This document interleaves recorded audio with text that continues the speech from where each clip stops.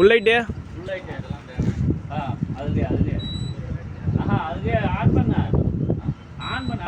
Tip பண்ணுங்க. Okay. Indicator பண்ணா கீழே சுவிட்ச் இருக்குது பாருங்க சின்னதா. லெஃப்ட்டு செக் லைட்டு போட்டுருங்க. புது சுவிட்ச் இருக்கும் பாருங்க.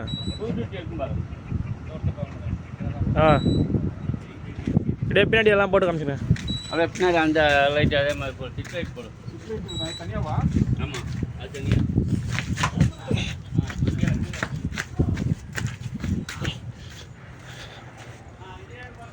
போடுங்க.